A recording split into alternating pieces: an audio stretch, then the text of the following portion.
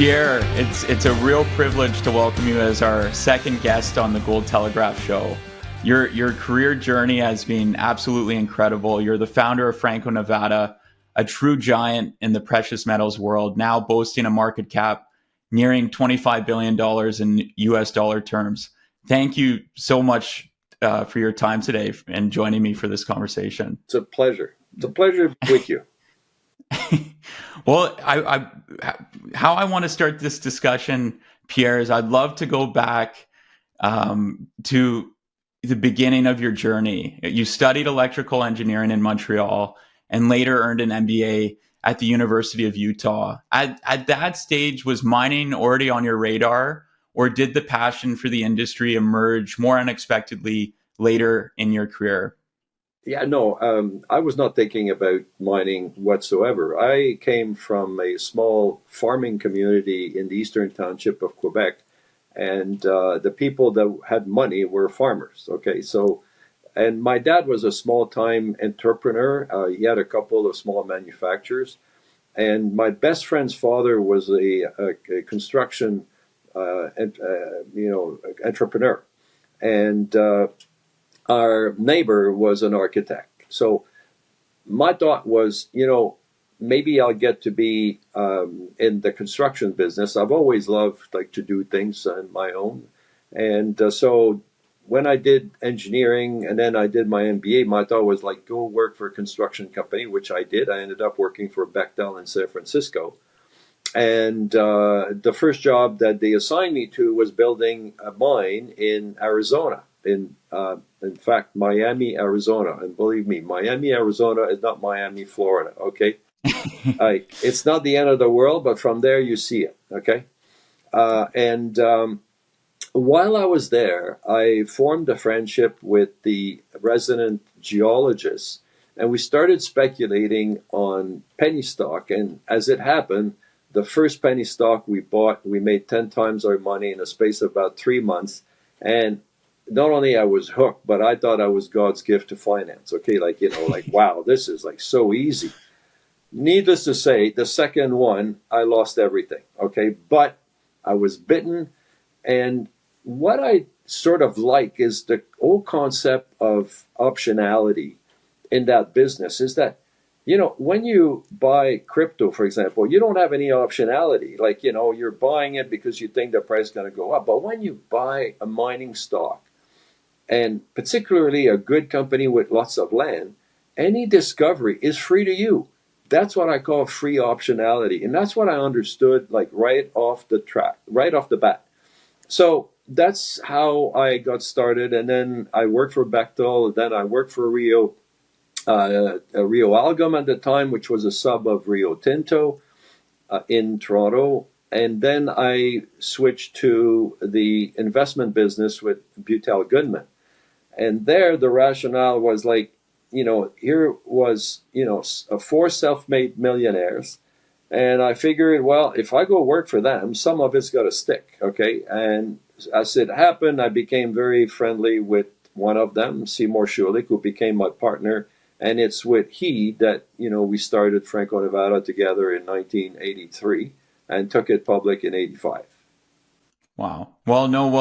I have to go back a bit, Pierre, and touch on the fact what early in your career where the first investment you had 10x and then the next one wiped everything out. During that process, obviously that's a roller coaster of learning and emotions. Was it during that whole stretch, what did you learn in terms of your process when evaluating and just looking at different opportunities that you carried throughout your career? Well, I learned that I didn't know anything, okay, because I relied entirely on this geologist, and I figured, I really don't know anything, so I got to do my 10,000 hours, okay? I've got to learn myself how I'm going to do this, and that's why I left Bechtel and I ended up working for Rio, and then there I worked through my way the corporate development and how to value companies. And I was very lucky because one of the senior guy that was going into retirement, I still remember, we called him Winky. His name was Keith Winkworth. He was a South African, and his nickname was Winky. And he took me under his arm, and at lunchtime we would go to parks in the summer with our sandwich bag, and he would explain to me, like, how things work. And then anytime he did mine visit, he took me with him, and he would point, like, like, this is the right thing to do, Pierre, this is the wrong thing to do. And that's how I really got my 10,000 hours. And after I did that, I said, like, okay, now I'm ready to make my own investment, like, to decide what I'm going to do. And that's why I ended up going for Butel Goodman. Wow. Well, you mentioned back in 1983, you founded Franco and took it public in 1985. And it obviously today stands out as one of the most innovative and successful royalty companies in mining history.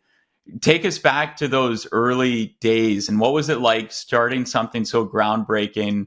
And I have to ask, like, back, everyone sees the success today. What was the biggest challenges you and your partners faced during those early years for a business that was so ahead of its time? It's a very good question, because so what really happened is Seymour and I started to go. We became friendly. We started to go skiing in Nevada, and Seymour loves poker, so we'd go to the poker room, and even won a couple of blue jacket, like from Caesars and whatnot. And then we said, well, why don't we create a company so at least we can deduct our trip, for tax purpose somewhere instead of paying everything for ourselves. So we created Franco Nevada and raised $2 million, but we didn't really have a purpose at that point. It was just like we raised the money, and then it was like, okay, what are we going to do with it? So we started to do a few joint ventures with particularly one company in Vancouver. Was the name of the company was New West Venture. I can't even remember. It's so long ago. And at the end of the first year, I remember walking in Seymour's office, and I said to Seymour, I got to write the annual report, and all I have to say to our shareholders that, we're losing their money, and you and I are the biggest shareholder and the biggest dummies. So, and I said, like, is there any other way to make money in this business? So we started to talk about, like, what else can we do? And Seymour, coming from the oil and gas business, at one point just like floated this balloon, like, well, in the oil and gas business, we have royalties. Like, are there any in the mining business? And to be honest with you, I think I knew of 2 royalties at that time. That's it, like in the entire world, okay? So I said, why don't we try? And so we said, okay. This was sort of like October, November, and I remember at a point I had to go to Nevada because we're doing a drilling program. And our geo at one point said, well, what else are you guys looking for? And so offhand, I said, well, we're looking for royalties. If you see royalties, like, let us know. So months go by, and then it's March, and it's a Friday morning, and he's in his office reading the Reno Gazette and sipping his coffee. And on page 3, there's a box ad, 3 by 3, with royalty for sale and a phone number. So he calls up the phone number, which happened to be in Houston, Texas. And this guy answers the phone. He says, yeah, it's me. We have a royalty in the Carlin Trend of Nevada. And, yep, it's for sale. So he gave him a few details. And Jeffrey was the name of our geologist, gives me a call. I said, Pierre, I think I found your first royalty. I said, great. So send me some details. And the interesting thing is that just 4 months before that phone call, I had done a study for myself and for my partner. I combed all of the annual reports to find out where was the cheapest place to find an ounce of gold on the planet. Figuring that if we're going to be in that business, I want to know where it's, where your odds are maximum, okay? And it was the Carlin Trend of Nevada. Back in those days, it was about $7.50 to find an ounce of gold in Nevada. And in Canada, it was like $34.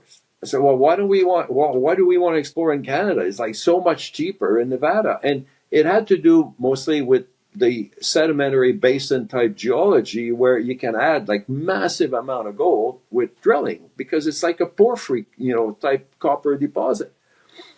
Anyway, so over the week, so I said to Jeff, I said, Jeffrey, tell the seller to meet me. I found out that he had an office in Salt Lake City. And of course, that's where I did my study. So I know like Salt Lake quite well. So, and we had lawyers at the time who actually had an office there. And I found out they were in the same building. So I said, look, have him meet me at his office Monday morning, 9 a.m., and I'll go meet him. So during the weekend, Seymour and I did a lot of work. We pulled together all the information we could about this part of the Carlin Trend, and we looked at what he had, and we figured, well, this thing might be worth like, $1 million, okay? So I get there and chit-chat with the guys and, offer him like 750. No. Well, fine, okay, so I'll offer $1 million. No. I said, wow, geez. So $1 million plus some Franco-Nevada shares. No. And finally in the conversation, it comes out that he owed the bank $2 million. The bank had called a loan. He had 90 days to repay or they were going to put him in bankruptcy.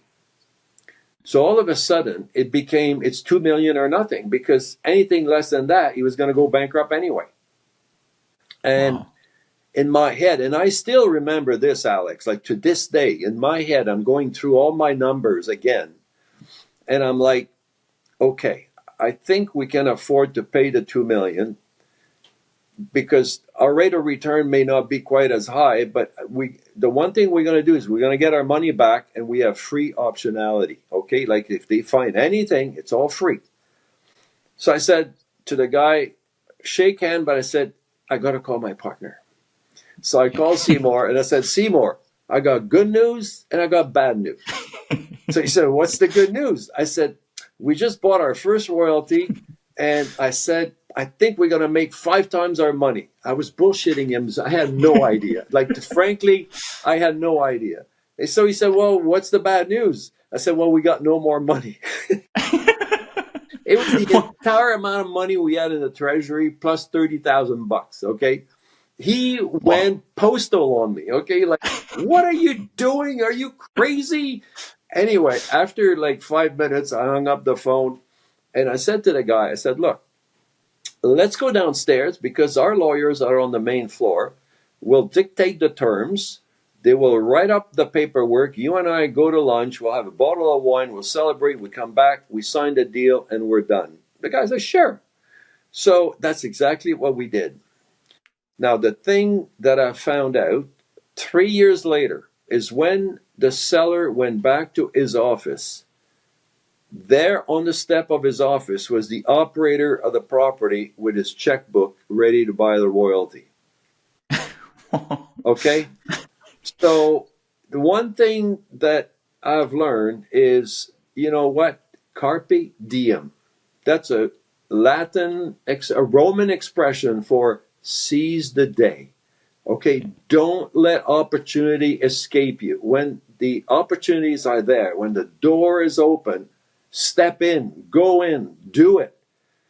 So this royalty, as you probably know by now, turned out to be the Gold Strike royalty, where they found 50 million ounces of gold, and the royalty has already paid over $1 billion in that time frame, and there's still probably another 500 million to come.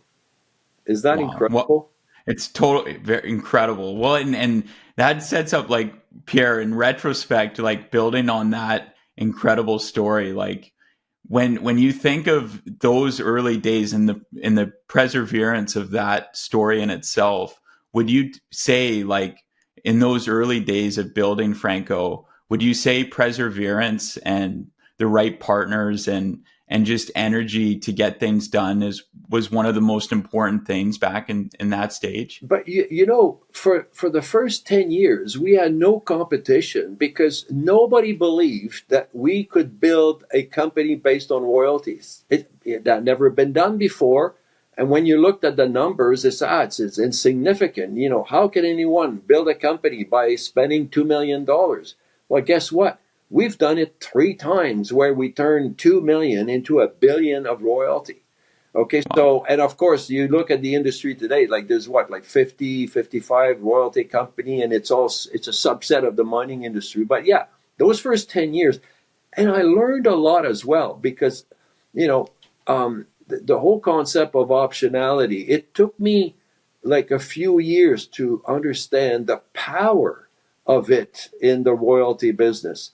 When we bought back Franco-Nevada in 2008 from Newmont, we paid, as you know, like $1 billion too, and we had 10 million ounces of reserve and 30 million ounces of resource.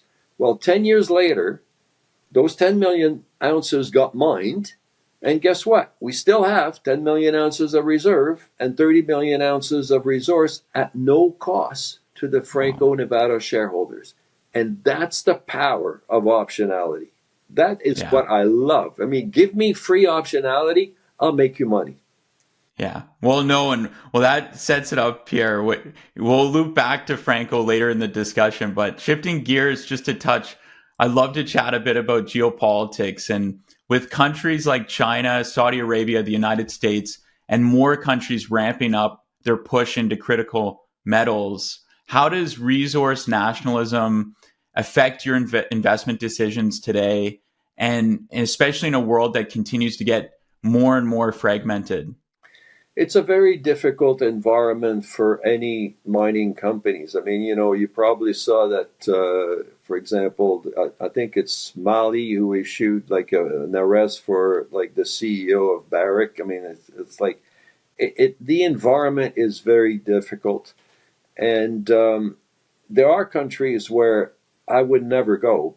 At Franco Nevada, we said it sort of jokingly, but we were very close to it. We said we'll go anywhere where people speak English. There's an English code of law, and where you can play poker and ski.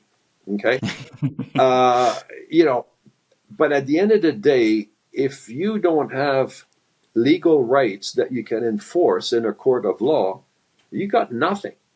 Okay, so immediately, like there's a whole bunch of countries where it's very difficult to do business, if not clearly impossible. So personally, I like to stay in the Americas. For time zone purpose, it's easy to get in and out. Like, I can go down to Chile, well, it's the same time zone, Mexico, and uh, there's enough AAA between Canada, the US, AAA countries, and then double A's country like Chile and other places to essentially take care of all I can do at this point in time. Yeah. But in terms of critical metal, Canada is so far behind the 8 ball. It's not that we don't have them. It's just that our entire industry is on its back. Like Yeah. we only have like one or two champion, but they're not of the size of the Glencore and the RTZ and the BHP. We're like, way, way down in the pecking order.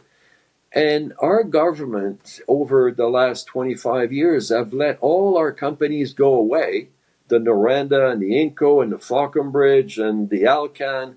And so all the research and development, that at one point in time, Inco had the largest research and development budget on batteries in the world. They were the Wow. number one battery company in the world. All that knowledge down to Brazil now. Okay. It's a crying shame. And then in the last year, the current government let, probably one of the best coking coal mine, go to Glencore. I think it's a shame. Okay. It should have stayed Canadian. So it's very difficult for junior company to find the money. And it's not that we don't have the critical metal. I think we have them all. Canada, I never cease to repeat, as the second largest land mass in the world. Where do you find metals? On land, okay? With the second largest land mass, we've got everything. But if you don't have money, and we have the people, I mean, we've got the best mining engineering, best geological engineering school in the world. But if you don't have the money, you cannot use what you've got. And that's the problem. Well, and I'm excited, Pierre, to get into, because I know one of the things you've been very vocal about in the media and just really championing in terms of trying to get the Canadian pension funds more involved in the industry, which is starving for capital, which you just noted on, and we'll get to that. But in terms of like the self-sufficiency of countries needing to rebuild their natural resource industry, how in terms of more countries, and especially we're seeing the tensions now rising more on the trade front between the United States and China.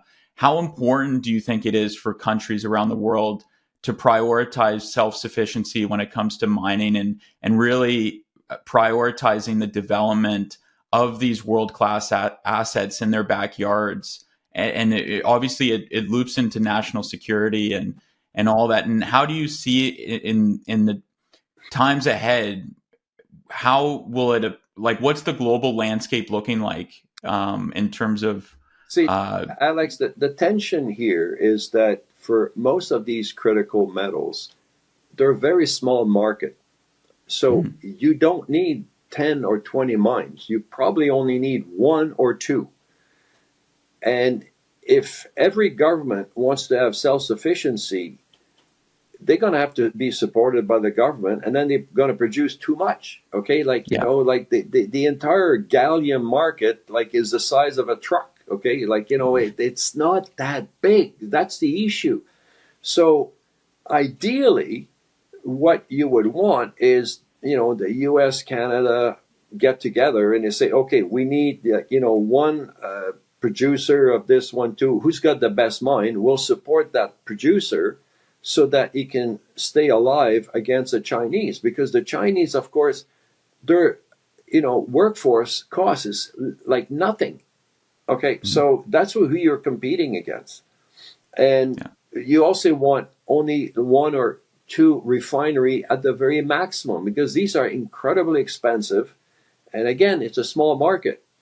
So to have everyone do their own thing, I don't think it's a solution. I think the solution here is that for, you know, the European countries, Canada, US, to get together and say, okay, we do need a champion or two. And we will, you know, sponsor a mine in Norway and one in Canada or one in the US. And so that, because one of each is, or two maximum, is enough. I know you've touched on it lots, and I remember watching you at the Denver Gold Forum a few years ago talking about it, but we're seeing the emergence and the expansion of a BRICS-led bloc now, and we're seeing them increase their gold reserves as they seek alternatives to the traditional Western economic system. How do you see this shift affecting global gold demand and pricing, especially during a time when there are discussions out there of a potential BRICS-led international precious metals exchange, which I quote, to ensure fair pricing and trade growth? The development that we're seeing is not very different than what we saw back in the early 70s, when the dollar was fixed to a gold price. And the French in particular were looking at the deficit the U.S. were incurring to fund the Vietnam War. And they said, you know what, we'll exchange our dollars for the gold. And the gold reserve of the United States started to come down dramatically until Nixon said, like, no more. Okay, like, you know, August 71, it said, like, we're cutting that off. Well, today, the BRIC nations, who have, you know, very large surpluses, particularly China, but there are other countries that have large surpluses with the U.S., they end up with U.S. dollars on their book. They look at, you know, the $2 trillion a year deficit. Mr. Trump, his 4-year deficit has been predicted at $7 trillion.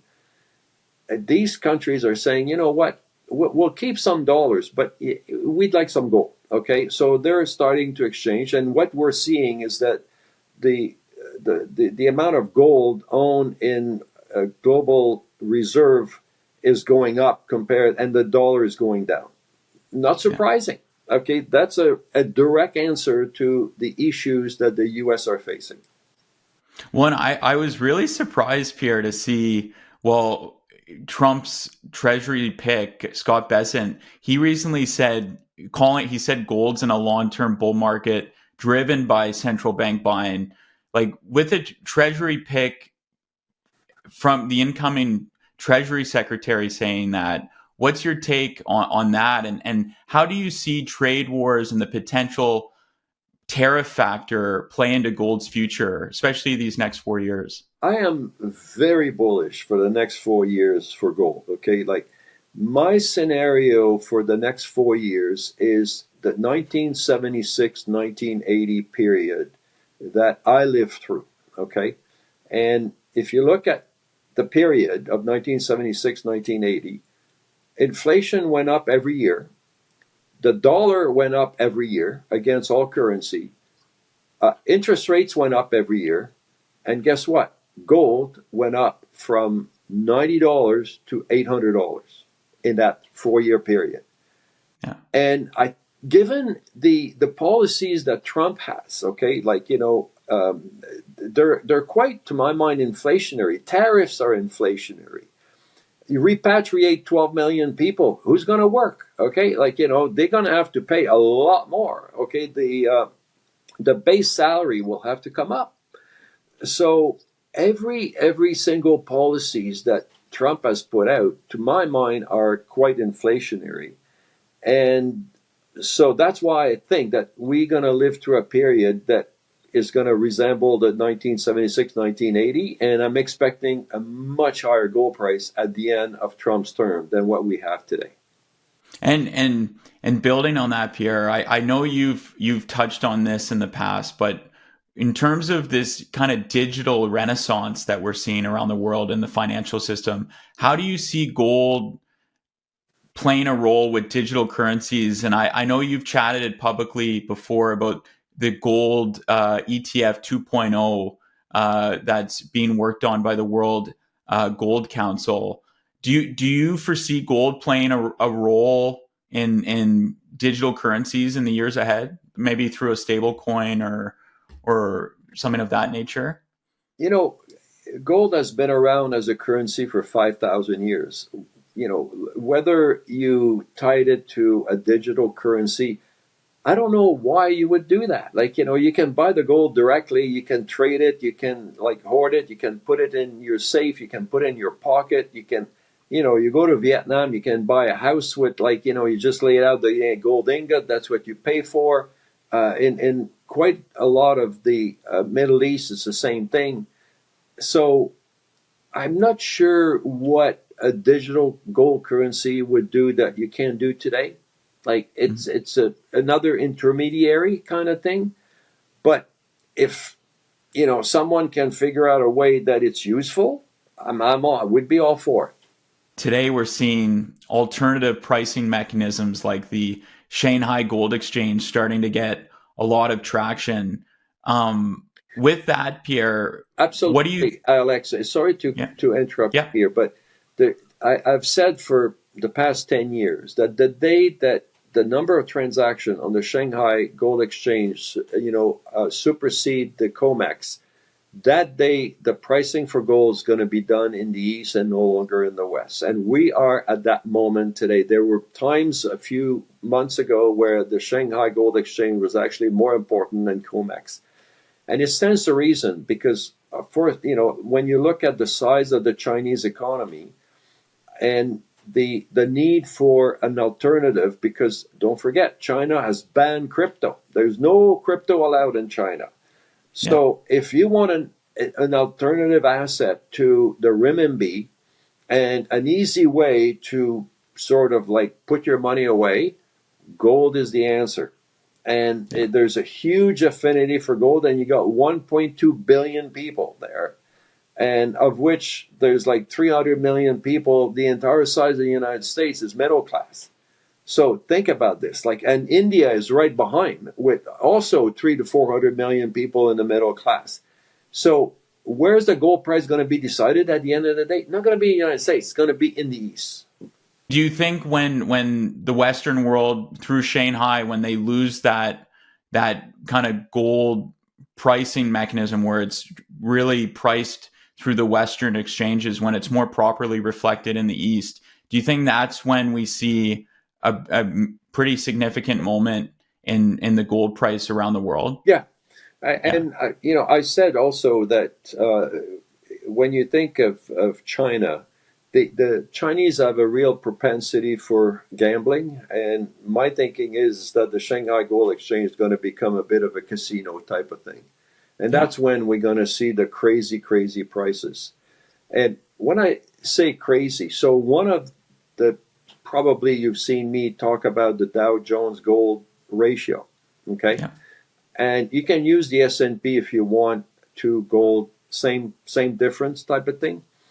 Um, that ratio has been 1 to 1 over the last 110 years. And that was in 1980 when gold was 800 and the Dow was 800. And same thing happened in 1934 when the gold came up to $35 and the Dow, which was 360, came down to 36. Okay? Yeah. Well, today the Dow is 44,000. Okay? So if the Dow doesn't come down, you say, like, can gold go to 44,000? I know the number sounds completely insane. Um, Maybe the Dow will be cut in half, but that's still 22,000. Think about this, Yeah. okay? Can it go there? Absolutely. Yeah. Well, it's crazy, Pierre, to think like in addition to like the infrastructure that's being built and the Shanghai exchange getting more powerful, we're starting to see the like recent reports. I know my readers and viewers were pretty shocked to see, the UAE emerging as the second largest gold hub after Switzerland. And, there's reports that it's potentially going to become the Asian gold hub under BRICS with its trading volume growing. I think it's 36% annually. Like, is that just a further kind of signal that the price signals for the gold industry is flowing more east than west? Well, the more sanctions the U.S. put on all kinds of countries, like, Iran and whatnot, the more people will look at the way to evade sanction. And the Middle East, certainly, because of Iran, because of Africa, because of the confluence of, China coming to Africa and whatnot, is the place where today becomes the gold hub of really the entire Far East. And they've got the facilities, they've got the trading platform and everything else. So it's going to get bigger, much bigger, no question. Mm-hmm. Yeah. Well, it's on another note, Pierre, it is unbelievable. I've been covering it throughout my career, just the proliferation of debt across the United States, especially. And with the US deficit hitting just over 6% now of GDP and the national debt blowing past $36 trillion recently, how much longer, in your view, can this fiscal trajectory hold in the US? And do you see this leading to a tipping point for economic stability? And what could it mean for the US's role on the global stage in the years to come? When you look at the fall of the Roman Empire, I mean, it did take, over 200 to 300 years. It didn't happen like right away. In fact, it's interesting because for the first 200 years, the devaluation of the currency was about 1 or 2% per year. But then there was one emperor that went completely crazy about 204, 210, I can't remember, and the currency got devalued by 70% in 3 years, and that's what set off essentially the destruction of the empire. Okay, because then the good money disappeared and there was only bad money left.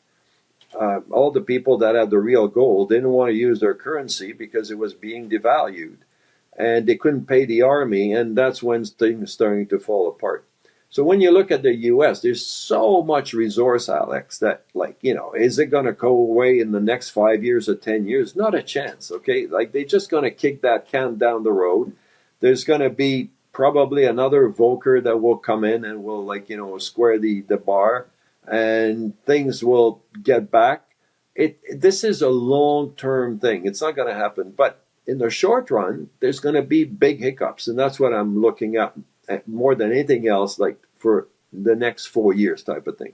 With that, Pierre, like when you see countries around the world starting to slowly localize trade in local currencies, and we're starting to see now more central banks just diversifying their reserves away from treasuries and more into gold.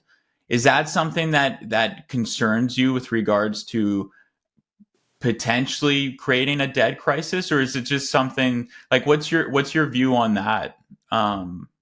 Well, they will, as much as they can. Like, India can buy from China, and they can exchange. But when you look at the size of the U.S. economy, it's they are the 800-pound gorilla. You just can't get around it. And a lot of the commodity that we talk about are priced in U.S. dollar, and because the U.S. is the biggest buyer. So at the margin, it's going to chip away. And over the next 20, 30 years, yes, there's going to be more and more trade outside of the U.S. dollars. Again, with the sanctions, there's a real appetite from the BRIC country to create their own clearinghouse, for example, so that they don't get caught in, like, the SWIFT system, where the U.S. can essentially bar a country from, like, doing business. So they will start their own thing, but all of that is gradual. It takes time. It's not going to happen, like, over the next 5, 10 years. It will happen, but at the margin, is it going to create, like, huge demand for gold?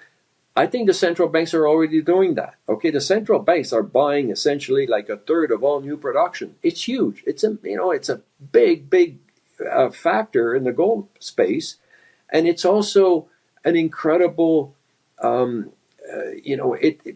Central banks are not buying crypto; they're buying gold. Why? Because it's a 5,000-year-old currency. It's proven. It's not the debt of someone else. It's not an equation in space. When you unplug your computer, you got nothing. Okay, like, it's a real thing, and that's what makes me so enthusiastic about the gold price over the next few years. It is a very exciting time to be a follower of gold because there's just so much going on geopolitically, economically, trade wars, all that. And I have to, Pierre, I got to go to the fact of the, the Canadian capital markets. We're the mecca of junior mining. Yep. Due to its deep rooted history. But obviously, as you touched on earlier in the conversation, we're starving for capital in Canada. And you've been, as I mentioned, you've been very vocal about how the role of Canadian pension funds can play to alleviate this massive issue. How has their lack of support for local companies in Canada impacted its ability for Canada in itself to stay a global mining leader and avoid losing some of the major mining companies that we've seen lost, like Falconbridge and Inco? Well, it's huge. The impact is huge. The Canadian pension fund represents the second largest savings of Canadians. It's over $2.5 trillion. And back 25 years ago, 90% of that money was invested in Canada. Today, it's less than, like, in Canada, invested, it's about 21, 22%. But the worst part of it is that only 2% of that money is in Canadian public equities. And so it's not just the mining industry, it's the oil and gas, it's all of us. Think about this, only 2%.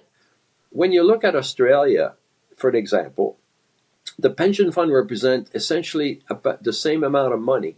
They have over 21% of their money in their public market in Australia, like 10 times what we have in Canada. So does it have an impact on Canadian companies? Huge.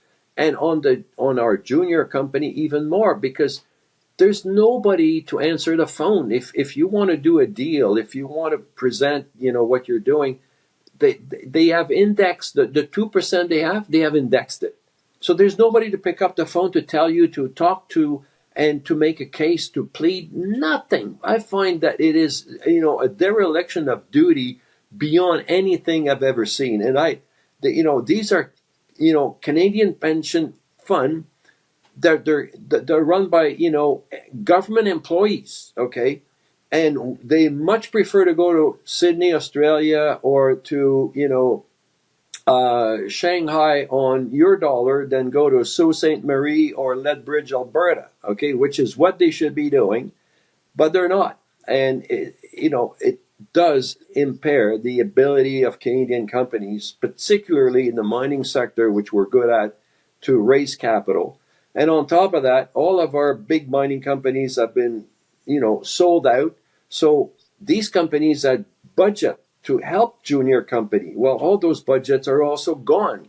So our junior company are truly struggling, truly struggling. And the what it does present some incredible opportunities for those who are in the know, those who are willing to put money on the table and buy these shares, because they are trading at the lowest I've ever seen in my entire career.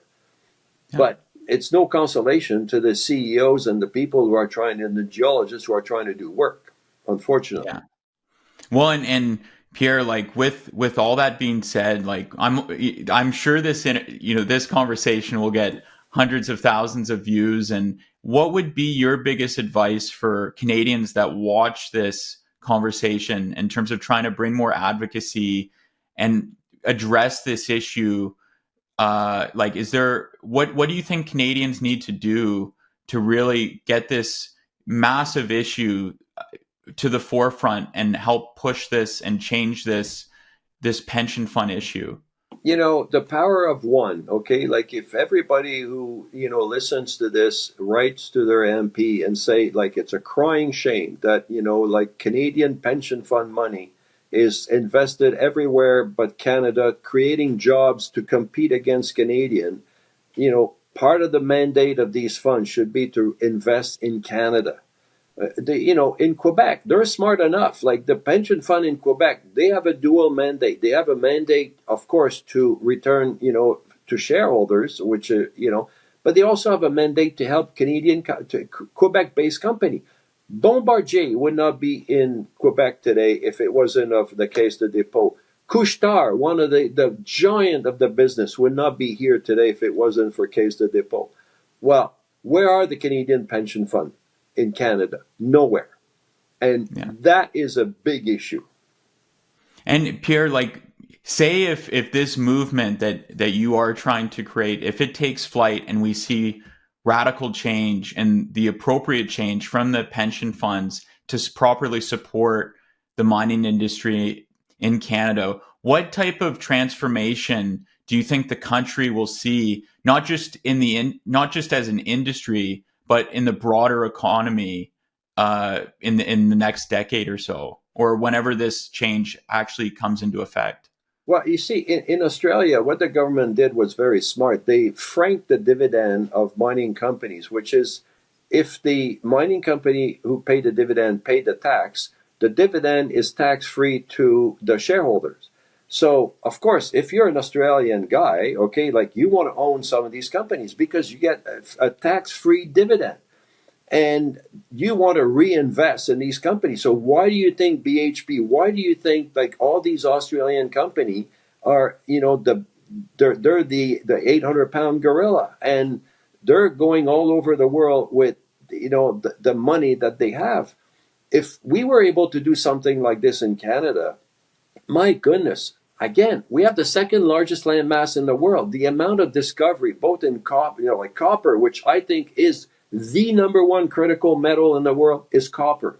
We've got some nickel, probably the second biggest nickel, commodity in terms of critical mineral.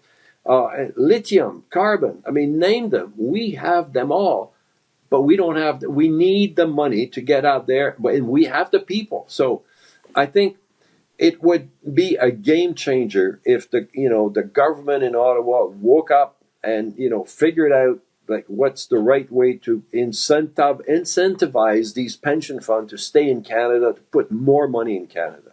Yeah, no, and it's brilliantly said, Pierre, and it's funny. I always crack jokes with my audience. It's even I find it unbelievable that Canada is also on another note one of the only G7 country in the world that doesn't own any gold reserves in our vaults.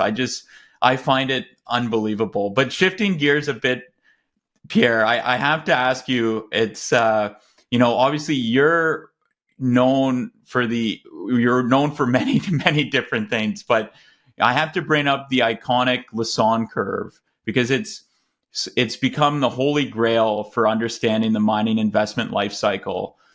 What inspired you to create it in the first place? And with all the market shifts, like the lack of capital from the pension funds, for example, have there been moments in your career that have made you rethink or tweak its framework in some capacity?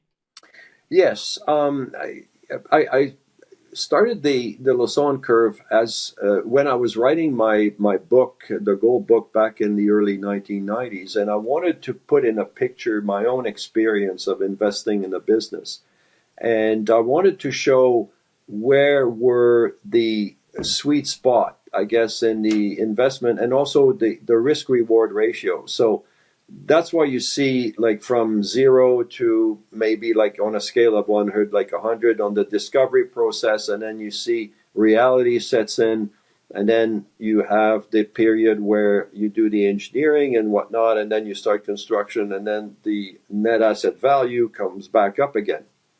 And to my mind, the sweet spot has always been, if you're a conservative investor, is right, during or before construction, when you know everything about the costs, when you know everything about the timing, when you know everything about the geology, and when all the money has been raised for the construction, okay? Because that's where dilution starts to come in. And so that's a sweet spot. What's happened over the last 10 years in particular, particularly in Canada, but it's true from everywhere, is that the governments, whether it's Ottawa and the provinces, have started to make more and more and more demands on the environmental and social and all of the other issues that you have to deal with, so that the timing between a discovery and production, it used to be like 3 years, then it became 5, and then it became 7, and then it became like today, it can take anywhere from 7 to 15 years to develop, to be able to permit and develop a mine.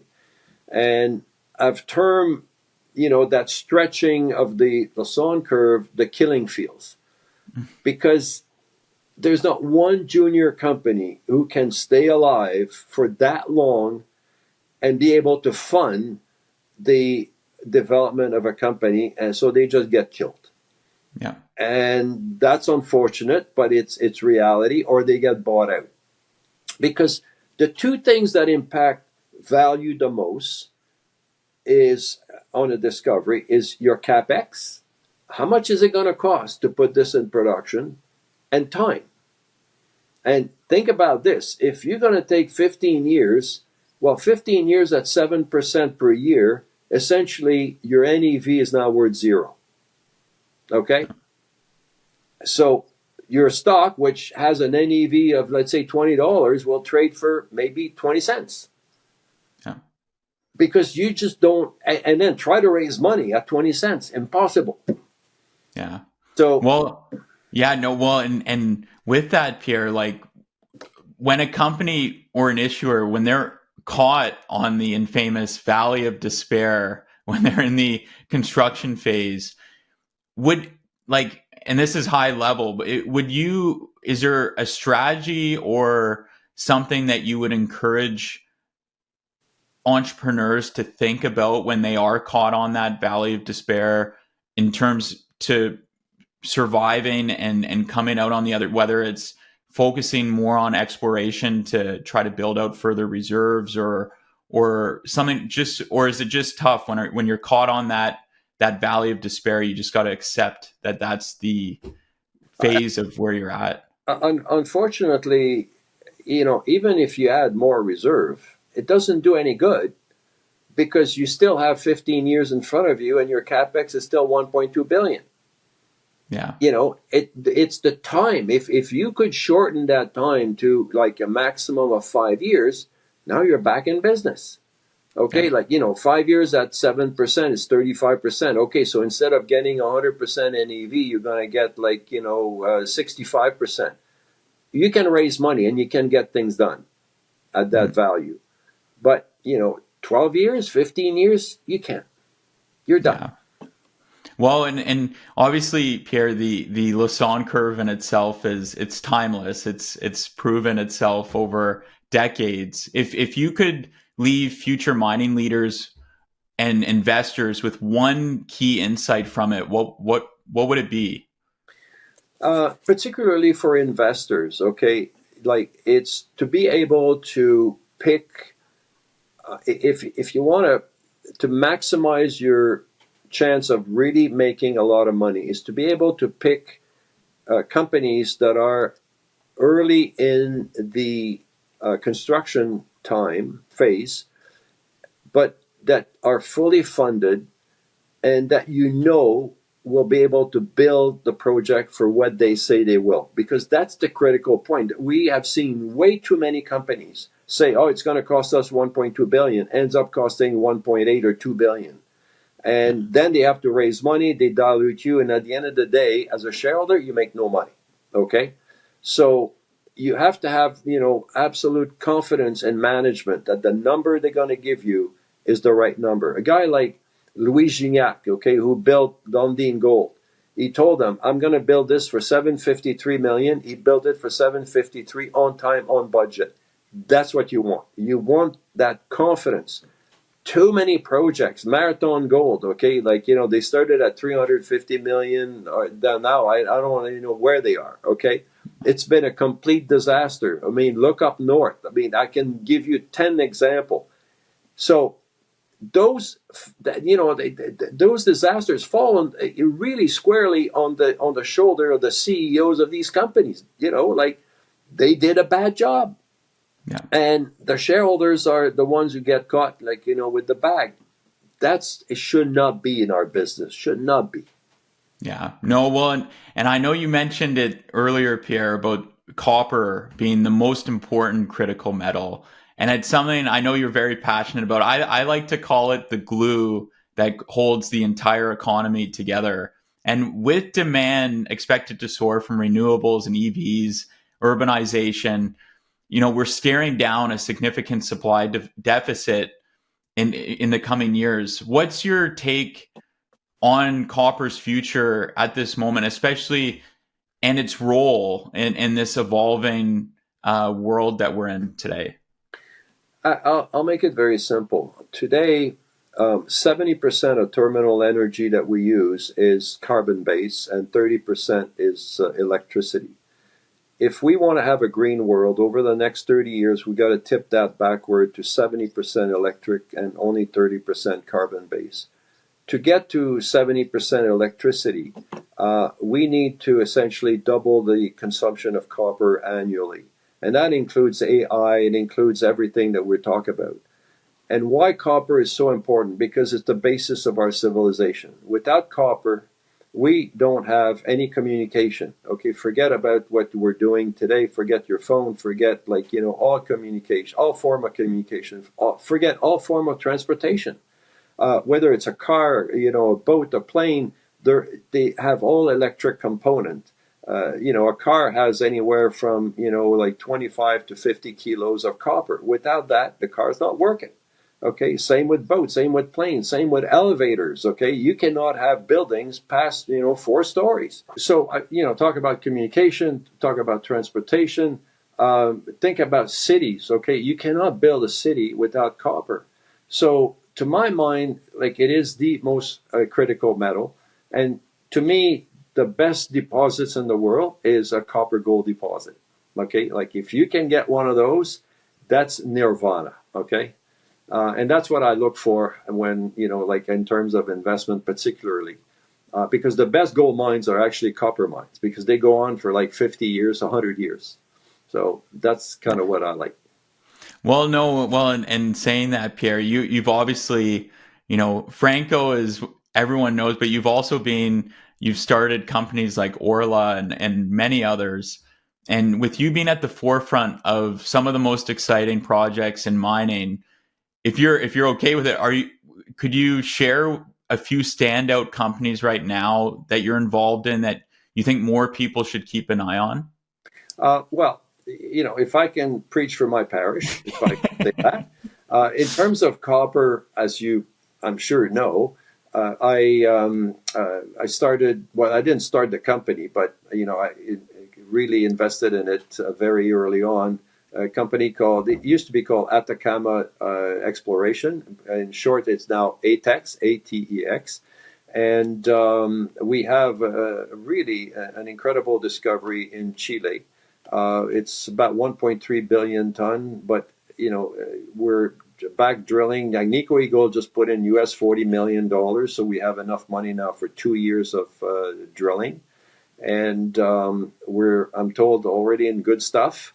We have up to 2% copper. And think about this, like, 50 million ton of 2% copper. You can put a 35,000 ton a day mill and you produce 500 million pounds of copper. That's 2.5 billion US revenue. I, and half gold, two-third copper, one-third gold. This is an incredible deposit. So ATEX is my number one in the copper business. In the gold exploration, I like two companies. One is an Australian company called Southern Cross and or Mawson. They are being merged right now. They have a very high grade, like 10-gram type deposit near Fosterville. They have last resource was around 3 million ounces on their way to 5. This is one of the best high grade deposit I've seen since Fosterville. So I love that company. And the other one is Prime Mining. It's in Mexico. Again, we got involved very early on. They just produced their last resource, plus 3 million ounces, of which 80 million ounces of silver. So I like that component of it. And it's growing. I mean, they just released more drill hole today, and that is keep on growing.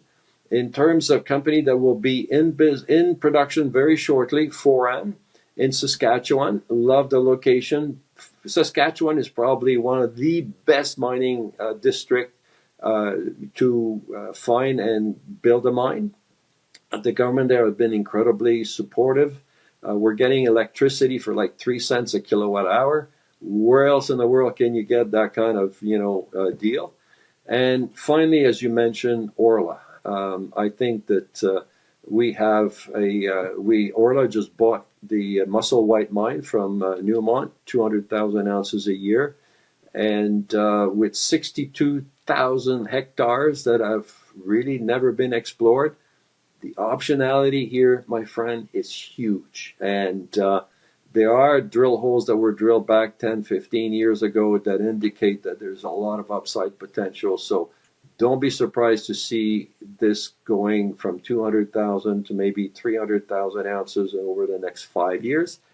And with the Nevada mine coming into production in 27, Orla is going to be a 500 to 700,000 ounce producer. Lots of upside there. So those are sort of my ponies, I call them, that I'm betting on. And I'm very involved with all of them. I own quite a bit of it.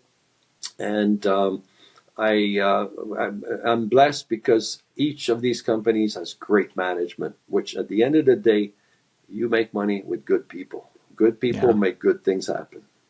No, and finally, Pierre, when you think about the future, I have to ask you, what excites you the most, not only in the mining industry, but for yourself personally as well? You've been an icon and a legend in the space for so long. So I had to ask that as the last question. You know what? I just love to help, young entrepreneur, and I love the enthusiasm that they bring, and I love to create wealth, and I love to give it away. And to me, that's the best of all, is like to be able to create wealth for not only the shareholders, but of course, the community, the employees, and everything else, and our government as well. At the end of the day, and I'm lucky enough I can give a lot of it away too. So that's really what motivates me more than anything else. Well, no, well, Pierre, this has been an incredible conversation, and I really thank you for your time. And I hope maybe sometime we can do it in person, or who knows, maybe we'll do it out of mine somewhere in the future. I would love to, Alex. Thank you so much.